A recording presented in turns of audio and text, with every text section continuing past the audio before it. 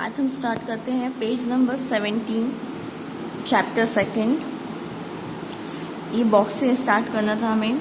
You can take other statement such as they were soft and gentle और they were well behaved and discuss how these are applied to girls. मतलब बोला जा रहा है कि statements हैं कि सॉफ्ट होती हैं, अच्छे वेल बिहेव होती हैं, ये सब गर्ल्स के लिए जनरली अप्लाई किया जाता है।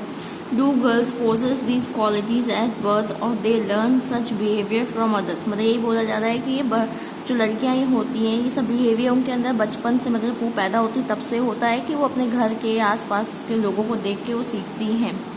What do you think about girls who are not soft and gentle and those who are naughty. मतलब ये बताया जा रहा है कुछ गर्ल्स सॉफ्ट और जेंटल नहीं होती हैं, बहुत नॉटी होती हैं, तो उनके लिए आप क्या सोचते हैं। When we fix people into one image we create a stereotype. मतलब जब हम अपने माइंड में किसी पर्सन के लिए एक इमेज क्रिएट कर लेते हैं कि वो ऐसा हो सकता है, वो इतना अच्छा है, मतलब जब हम अपने अंदर कुछ एक पर्सन के लिए क्वालिटी फिक्स कर लेते हैं तो हम क्या क्रिएट करते हैं, स्टीरियोटाइप क्रिएट करते हैं। When people say that those who belong to a particular country, religion, sex, race or economic background are stingy, lazy, criminal or dumb। जब हम किसी पर्टिकुलर कंट्री के बारे में लोग बोलने जाते हैं कि उस कंट्री के लोग काले होते हैं, कंजूस होते हैं, खूनी होते हैं, लेजी होते हैं, उनको कुछ नहीं आता है, कंजूस होते हैं, मतलब हम किसी के लिए अपने माइंड में से पर्टिकुलर कुछ सेट कर लेते हैं कि वो कंट्री के लोग ऐसे होते हैं, उस कास्ट के लोग ऐसे होते हैं, या उस इकोनॉमिक बैकग्राउंड के लोग ऐसे होते हैं। They are using stereotypes. तो वो क्या होता है, स्टीरियोटाइप्स यूज कर रहे होते हैं word. There are stingy and generous people everywhere, in every country, in every religion, in every group, whether rich or poor, male or female। मतलब वही बताया जा रहा है कि सब कास्ट हो गई या सब कंट्री हो गई, रिलीजन हो गया, रिच या पुअर पर्सन, सब में क्वालिटीज़ होती है। कोई कंजूस होता है, कोई बहुत सॉफ्ट नेचर का होता है। And just because some people are like that, it is not fair to think that everyone will be the same। भले कुछ लोग एक मतलब 10 में से 2-4 लोग ऐसे होते हैं, लेकिन हम सबको ये नहीं बोल सकते कि सब उसी कैटेगरी के होते हैं। Stereotypes stop us looking at each person as a unique individual with his or her own special qualities and skills। Stereotype हमें क्या करता है कि फोर्स करने लग जाता है हमारे माइंड में, एक हम सेटअप बना देते हैं कि हम उस पर्सन की अच्छी क्वालिटीज़ तो देख ही नहीं सकते कि शायद कुछ कुछ डिफरेंट हो, कुछ उसके अंदर स्पेशल हो, कुछ स्पेशल नॉलेज हो, स्पेशल स्किल्स हो, हम उसको उस चीज़ में उस तरह से तो देख ही नहीं सकते हैं। They are different from others. They fit large number of people into only one pattern और टाइप। मतलब जो स्टीरियोटाइप्स होते हैं वो क्या करते हैं कि सभी को एक पैटर्न या टाइप में सोचते हैं कि सब लोग ऐसे होने चाहिए।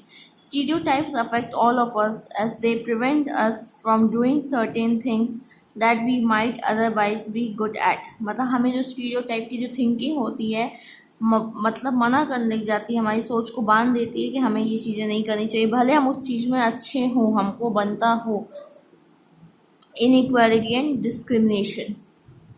Discrimination happens when people act on their prejudice और स्टीरियोटाइप्स। डिस्क्रिमिनेशन कब, भेदभाव कब स्टार्ट होता है, जब हमारे माइंड में प्रिजुडिस और स्टीरियोटाइप की थिंकिंग आ जाती है। प्रिजुडिस मतलब नेगेटिव वर्किंग, पार्शियलिटी करना। स्टीरियोटाइप्स मतलब हम किसी पर्सन को एक इमेज में फिट कर लेते हैं, एक व्यू सेटअप कर लेते हैं। If you do something to put other people down, if you stop them from taking part in certain activities and taking up jobs or stop them from living in certain neighborhood। देखिए इसमें ये बताया जाता है कि अगर आप किसी पर्सन को कुछ काम करने से मना करने लगो कि तुम ये काम नहीं कर सकते, तुम इसमें पार्टिसिपेट नहीं कर सकते हो और तुम यहाँ नहीं रह सकते हो। Prevent them from taking water from the same well और हैंड पम्प। जो आपके मतलब कॉलोनी में जो हैंड पम्प है या कुआं है, वहाँ से पानी लेने के मना करने लग जाते हो। और not allow them to drink tea in the same cup और glass as others, you are discriminating against them. और मानो आपके घर वो आते हैं तो आप जो बर्तन में खाते हो तो उस बर्तन में उसको चाय ना दे के किसी और में देना। तो हम ये सब क्या करते हैं, उनके भेदभाव करते हैं, डिस्क्रिमिनेट करते हैं उनको। Discrimination can take place because of several reason. Discrimination बहुत रीज़न किससे हो सकता है। You probably recall from the previous chapter that Sameer एक and Sameer दो were different from each other in many ways. आपको याद होगा जब हमने फर्स्ट चैप्टर पढ़ा था उसमें एक था समीर एक और दूसरा था समीर दो, और उनके बीच में बहुत सारी डिफरेंसेस थे, मतलब वो एक दूसरे से बहुत तरीक़ों से अलग थे.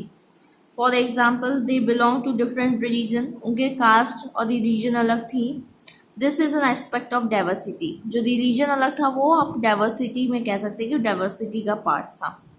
However, this diversity can also be a source of discrimination.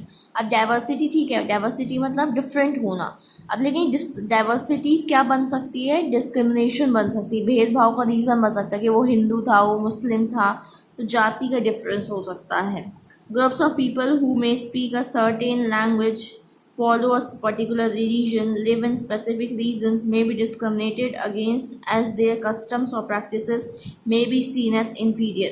मतलब इसमें यही बताया जाए बहुत सारे लोग अलग लैंग्वेज बोलते हैं, अलग रिलीजन फॉलो करते हैं, अलग जगह से होते हैं, तो उनको भेदभाव की दृष्टि से देखा जाता है, उनके साथ डिस्क्रिमिनेशन किया जाता है क्योंकि वो अलग कस्टम फॉलो करते हैं, उनके रहने से खाने का तरीका अलग होता है. उन्हें मतलब समझते हैं कि ये हमसे लो क्वालिटी के लोग हैं, हमारा जो कल्चर है, हमारा रिलीजन है वही सबसे अच्छा है.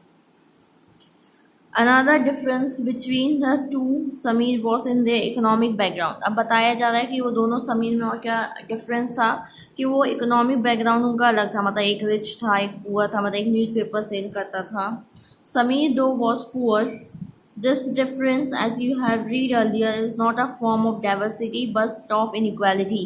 ये जो डिफरेंस था मतलब कि एक न्यूज़पेपर सेल करता था और एक स्कूल भी जाता था, थोड़ा पैसे भी थे उसके पास, तो ये डाइवर्सिटी का कारण नहीं था, ये इनइक्वालिटी का कारण. इनइक्वालिटी का मतलब होता है कि सभी पर्सन के पास एक जैसे रिसोर्सेस ना होना. People who are poor do not have the resources और मनी. वही बताया जा रहा है कि ऐसे पर्सन जिनके पास पैसा या सामान नहीं होता है. नेक्स्ट पेज में आते हैं, page number 18. To make the basic needs of food, clothing and shelter, मतलब अपनी ज़रूरतें हैं वो पूरी नहीं कर सकते, जैसे खाना हो गया, रहना के लिए घर हो गया, कपड़े हो गए. They experience discrimination in offices, in hospitals, schools etcetera where they treated badly because they are poor. मतलब उनको एक जैसा बिहेवियर, मतलब एक साथ लोग उसका बिहेव नहीं करते, जैसे स्कूल हो गया, ऑफिस हो गया, हॉस्पिटल हो गया, उनको बहुत गंदे तरीके से उनके साथ व्यवहार किया जाता है क्योंकि वो गरीब होते हैं. चलिए नेक्स्ट डे हम कंटिन्यू करेंगे इसके आगे.